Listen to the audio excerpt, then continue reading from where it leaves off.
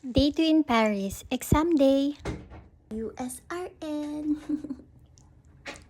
Exam na mamaya. Kaya niya.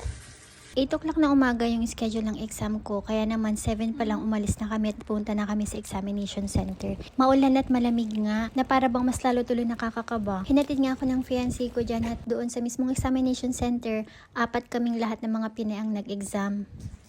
I don't know kung madali o mahirap siya, pero hindi ko alam kung ano i-react ko. Ikaw na bahala, Lord. Parang may tulala moments after nung exam. Hindi ko alam kung anong mararamdaman ko, pero umuwi na agad ako after nun. At pag uwi ko, ang daming surprise ni Michael, kaya kahit sobrang kabado ko, basta ginawa ko naman yung best ko, bahala na si Batman. I need to remove this. Is this noch nicht auf? Nein. Aber nicht umkippen, Schatzi.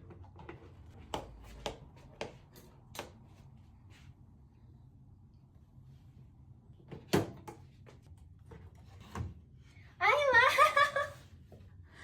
Ah, Schatzi, danke schön.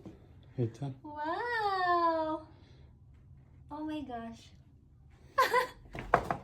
Best boyfriend, best fiancé talaga. Alam niya magdadrama ako after nung exam, kaya bago pa man mangyari yun, may mga pa-surprise na siya.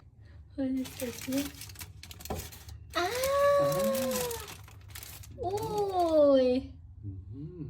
Medyo naubos ata yung brain cells ko kasi after ng exam, as in grabe yung gutom ko, parang 2 araw akong hindi kumain. In fairness naman sa mga pastries sa France, sobrang sarap talaga. Isa sa mga agenda namin papunta ng Paris ay mag-prenup photoshoot. Isa ito sa mga pangarap ko kasi parang feeling ko, parang K-drama, ganon. Pero since sa Paris na rin lang kami, first time na makapunta ni Michelle sa Paris, nag-contact ako ahead of time ng Filipino photographer sa Paris. Tapos nakaschedule kami actually sa Friday, pero dahil ang pangit ng weather sa Friday, maulan, as in maghapon na uulan, nakiusap kami na kung pwede bang i-move ng Wednesday. Same day sa exam ko, so nag-exam ako sa morning, tapos sa hapon naman nag-photoshoot kami.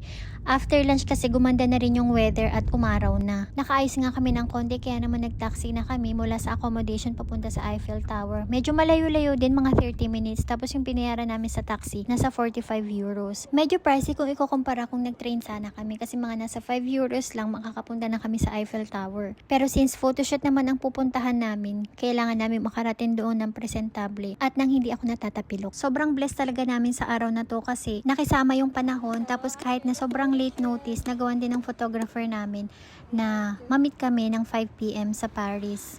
After ng photoshoot, nagpalit kami ng mga sapatos namin para naman makagala kami ng komportable around Eiffel. Ito yung pangalawang punta ko dito sa Paris, pero iba rin pala talagang atake, Mari, kapag kasama mo ang boyfriend or fiancé mo. Ewan ko pero parang feeling ko talaga para kaming nasa K-drama. Tapos hindi lang kami, talagang maraming couple din ang mga parang nagki-K-drama dito. Kaya nga sabi ko kay Michelle, tignan mo, hindi ka nag-iisa. Pampalubag loob para hindi siya mapagod na mag-picture at mag-video sa akin kasi nga, dream ko talaga to. After 3 years, masasabi ko nga na ang laki ng pinagbago din ng Paris. Summer of 2023, nung nagpunta kami ng mga kaklase ko dito, at itong lugar na to, sobrang daming mga vendors. Tapos, wala pang mga upuan dito dati. As in talagang kalsada to na kung gusto mo magpa-picture, buwis buhay talaga sa park na to.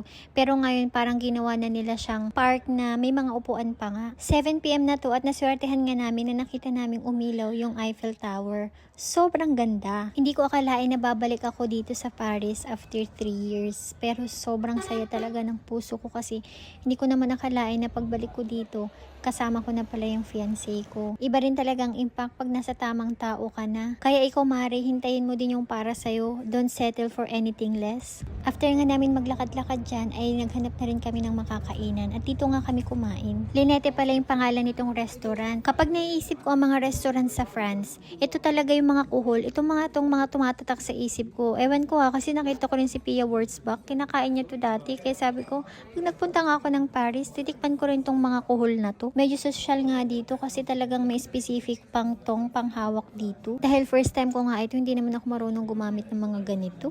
At dahil nasa fine dining tayo, kailangan nating makipag-alta social. Sayang naman tong outfit kung may pa-fur-fur. At hindi rin biro, sobrang mahal ng mga kuhol na to. 6 na piraso lang pero nasa 15 euros. Dahil hindi ko naman siya hinawakan, hindi ko alam na sobrang init pala nito, Mari. Ayan, napaso pa nga tayo.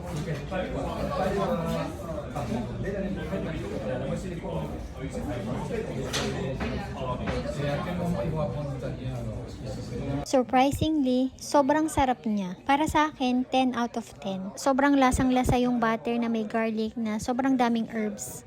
Worth it din para matry. Trinay naman ni Misha yung onion soup. Masarap din lalo na kapag pinair mo sa tinapay. As someone na hindi masyadong mahilig sa mga shells, surprisingly nagustuhan din ni Michael. Pero dahil napansin niyang mas nagustuhan ko, pinaubayan niya na sa akin at ako lahat ng umubos nitong mga kuhol na to.